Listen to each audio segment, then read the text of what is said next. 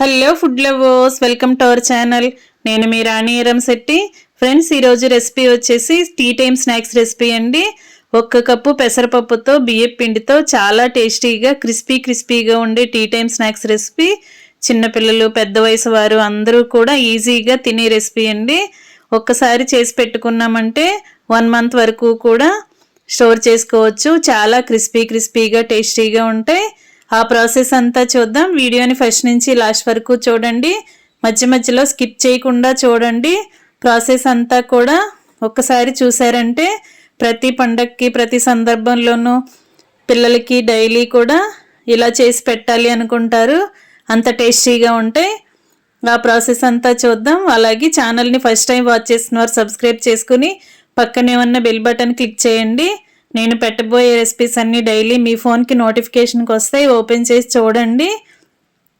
సింపుల్గా టేస్టీ ప్రాసెస్ని చూపిస్తాను. అన్నీ కూడా మన ఇంట్లో ఉన్న ఇంగ్రీడియంట్స్తోనే ఇన్స్టెంట్గా చేసుకునే రెసిపీస్ చూపిస్తాను. ఇంకా ప్రాసెస్లోకి వెళ్ళిపోదాం. ముందుగా 1 కప్పు పెసరపప్పు తీసుకోండి. ఏదైనా ఒక బౌల్లోకి పెసరపప్పు తీసుకుని దానిని ఒక గిన్నెలోకి వేసుకుని వాటర్ పోసి బాగా కడగండి. పెసరపప్పుతో మురుకులండి. ప్రాసెస్ అంతా ఇంట్రెస్టింగ్గా ఉంటుంది. వీడియోని మధ్యలో స్కిప్ చేయకుండా చూడండి. వాటర్ పోసుకున్నాం కదా, పప్పుని బాగా కడిగిన తర్వాత దానిలోకి 1 గ్లాస్ వాటర్ పోసుకుని గిన్నెకు మూత పెట్టుకుని గిన్నెను కుక్కర్లో పెట్టి 5 నుంచి 6 విజిల్స్ వచ్చేంత వరకు ఉడికించండి. ఉడికిన తర్వాత బాగా చల్లారిన తర్వాత చూపిస్తున్నానండి. నీళ్ళు అనేవి కరెక్ట్గా సరిపోయాయి. 1 కప్పు పెసరపప్పుకి 1.5 కప్పులు వాటర్ పోసి ఉడికించుకోండి. కొంచెంగా వాటర్ అనేవి ఏమైనా ఉంటే తర్వాత తీసేసుకోవచ్చు. కానీ వాటర్ చాలకపోతే పప్పు అంతా కూడా మాడిపోతుంది కదా. ఇప్పుడు ఉడికిన పప్పుని చల్లారిన తర్వాత మిక్సీ జార్లోకి వేసుకోండి. పప్పులోని పలుకులు అనేవి ఏమీ తగలకుండా దీనిని మెత్తని పేస్ట్ లాగా గ్రైండ్ చేయండి. పప్పు అనేది గట్టిగా ఉడికినట్లయితే కొంచెంగా వాటర్ యాడ్ చేసి బాగా నలిగేంత వరకు గ్రైండ్ చేయండి. ఇలా గ్రైండ్ అయిన పప్పుని చూపిస్తున్నాను. మరీ జారుగా కాకుండా మరీ గట్టిగా కాకుండా పిండి అనేది ఈ విధంగా గ్రైండ్ అవ్వాలి. ఇలా గ్రైండ్ అయిన పప్పుని ఒక వెడల్పుగా ఉన్న మిక్సింగ్ బౌల్లోకి వేసుకోండి. ఇలా బేసన్ లాంటి గిన్నెలోకి వేసుకోండి. ఖాళీగా ఉన్న గిన్నెలోకి వేసుకుంటే తర్వాత పిండి కలుపుకోవటం అనేది మనకి ఈజీగా అనిపిస్తుంది. ఇలా గ్రైండ్ అయిన పిండి అంతా, పప్పు అంతా కూడా గిన్నెలోకి వేసేసుకోండి.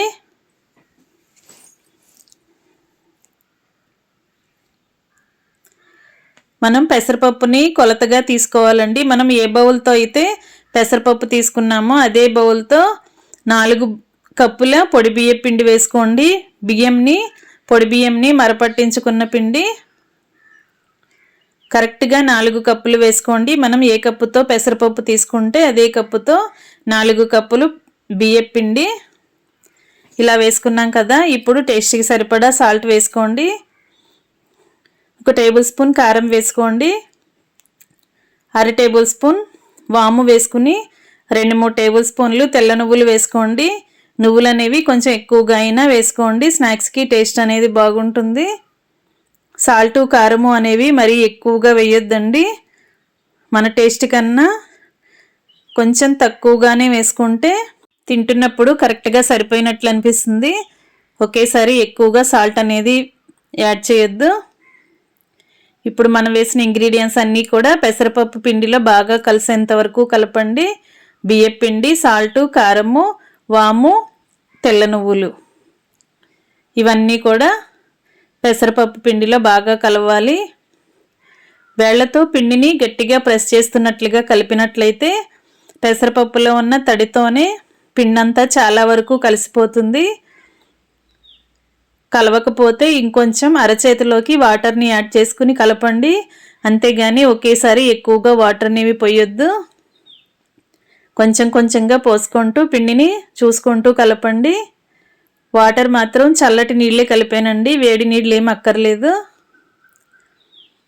ఆయిల్ కూడా మనం పిండిలో వేయాల్సిన పని లేదు. నేను చూపించిన ఇంగ్రీడియంట్స్ మాత్రమే యూజ్ చేసి పిండిని ఇలా కలపండి. ఇప్పుడు జంతికల గిద్దను తీసుకుని ఇలా మీకు ఏదైనా ప్లేట్ని చూసి వేసుకోండి. నేను ఇలా రిబ్బన్ పకోడీ లాగా ఈ ప్లేట్ చూపిస్తున్నాను.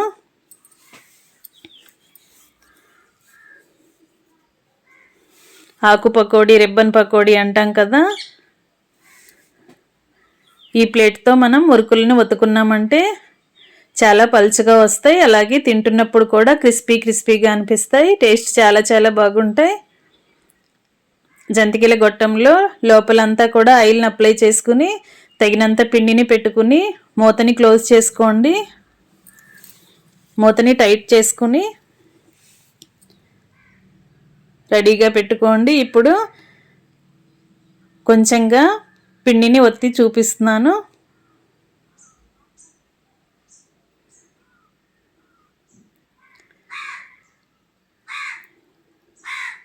ఈ విధంగా రిబ్బన్ పకోడీ లాగా చేయబోతున్నాను. మీరు కూడా ఇదే ప్రాసెస్తో ఇదే ప్లేట్ని యూజ్ చేసి చేసుకోండి. క్రిస్పీగా చాలా బాగా వస్తాయి. ఇంకా స్టవ్ ఆన్ చేసి కళాయి పెట్టుకోండి. డీప్ ఫ్రైకి సరిపడా ఆయిల్ పోసుకోండి. ఆయిల్ కాగుతున్నప్పుడు ఫ్లేమ్ని మీడియంలోకి అడ్జస్ట్ చేసుకుని ఇలా జంతికల గొట్టంతో ఇలా రిబ్బన్ పకోడీని ఒత్తుకోండి.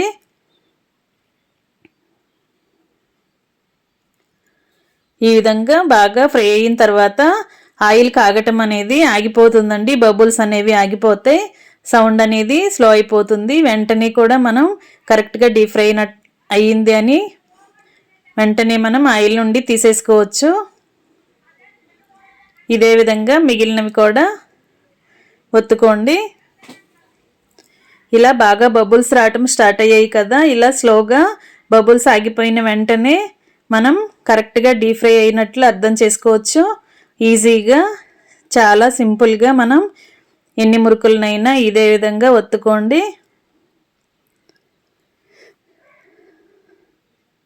ఇదే విధంగా మిగిలిన పిండి అంతా కూడా ఆయిల్లో డీప్ ఫ్రై చేసుకుని స్టవ్ ఆఫ్ చేసుకుందాం. ఇంకా రెడీ అయిపోయాయండి చాలా క్రిస్పీగా టేస్టీగా పెసరపప్పు రిబ్బన్ పకోడీ. మీ అందరికీ కనుక ఈ వీడియో నచ్చినట్లయితే మీరు కూడా కుక్ చేయండి. పిల్లలకి ఒకసారి ఇలా ప్రిపేర్ చేసి స్టోర్ చేసామంటే వాళ్ళకి డైలీ స్కూల్ నుంచి వచ్చేసరికి ఏదో ఒక స్నాక్స్ చేసే అవసరం లేకుండా ఒకేసారి ఇలా ఎయిర్ టైట్ బాక్స్లో స్టోర్ చేసుకుంటే 1 మంత్ వరకు కూడా పెట్టొచ్చు. వీడియో నచ్చినట్లయితే మీరు కూడా కుక్ చేయండి. ఛానల్ని సబ్స్క్రైబ్ చేసుకోండి. Thanks for watching. నేను మీ రాణి ఎరంశెట్టి.